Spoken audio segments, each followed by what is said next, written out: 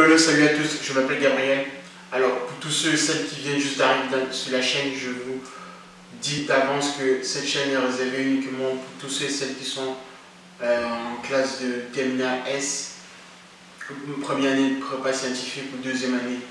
Et de manière générale, je vais aborder des sujets qui concernent notamment ces élèves-là. Donc aujourd'hui, nous allons parler de la notion de factoriel. Le factoriel, qu'est-ce que c'est? En général, donc, par définition, on note n avec un point d'exclamation factoriel n. C'est-à-dire en fait que ce nombre avec n, bien sûr, appartenant à grand N, qui est l'ensemble des entiers naturels. Ce nombre, c'est tout simplement le produit des nombres inférieurs à n.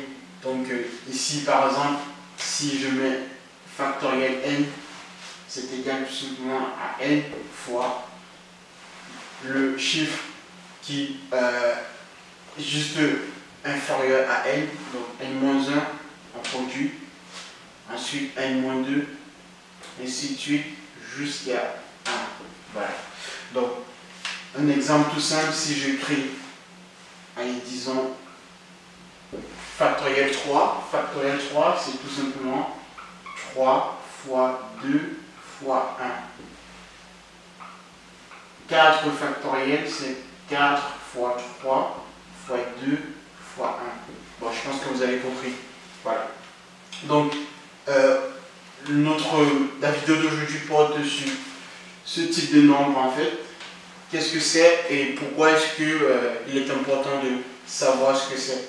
Alors, pour des élèves, donc en général à partir de la première, donc première terminale, première année de classe prépa, deuxième année, cette notion, en fait, ce chiffre, il est important pour l'étudiant, pour l'élève de bien le maîtriser parce qu'il arrive notamment sur trois grands aspects, trois grandes questions en mathématiques, notamment en analyse, en logique combinatoire et en analyse, par exemple, on peut retrouver ce chiffre donc de n factoriel sous des formes telles que des intégrales du type, voilà, de ce type. Voilà.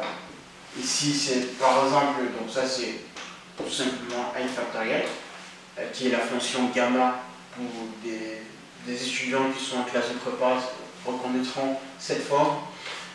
On peut également retrouver un chiffre donc n factoriel dans la logique combinatoire, notamment avec l'arrangement et le nombre de combinaisons avec ce qu'on appelle ici le coefficient binomial. Donc on peut ici, par définition, là on a factoriel n, k factoriel n moins k factoriel. Voilà. Donc, pour rappel, vous devez maîtriser en fait la manipulation de ce nombre parce que il est important de savoir ce que c'est. Une autre manière de le définir, on considère que on a trois objets. Supposons qu'on a trois objets. Donc A, B et C.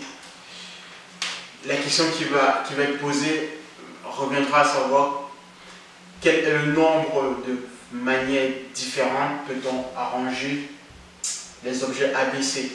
Alors ici, on va constater que on va appliquer la notion du factoriel. Donc vu qu'ici nous avons trois objets, d'après l'analyse de la logique combinatoire, on devrait avoir trois factoriels façons d'arranger ces trois objets. Donc c'est-à-dire 3 fois 2 fois 1. Donc 6 façons différentes d'arranger ces trois objets.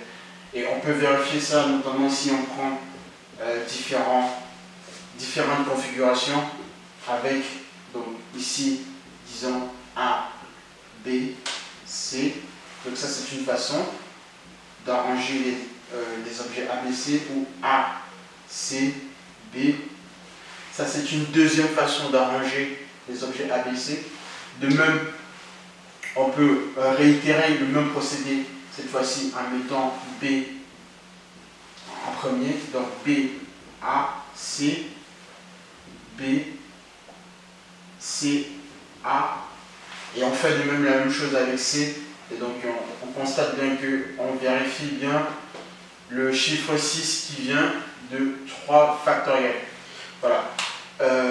Donc ceci, c'est tout simplement pour vous donner un avant-goût et une idée de ce que c'est que cette notion de factoriel n. Et un autre rappel, c'est aussi que par convention, on définit 0 factoriel comme étant égal à 1. Voilà, alors ça c'est pas souci de convention pour nous permettre de mieux manipuler par la suite la logique combinatoire et retrouver les résultats, notamment sur les développements limités et la manipulation des coefficients binomiaux. Voilà. Sur ce, je pense que j'ai été assez succinct sur ce que c'est que factoriel n. Donc, factoriel n, c'est tout simplement le produit des entiers strictement inférieurs à n. Voilà. Ok. Et ce nombre est à retenir et à savoir développer lorsqu'il s'agit de pouvoir l'utiliser dans des problèmes d'analyse et de logique combinatoire. Sur ce, c'est tout pour cette vidéo. Si cela t'a aidé, je t'invite à mettre en commentaire des remarques éventuelles ou à me suivre tout simplement. Sur ce, ciao.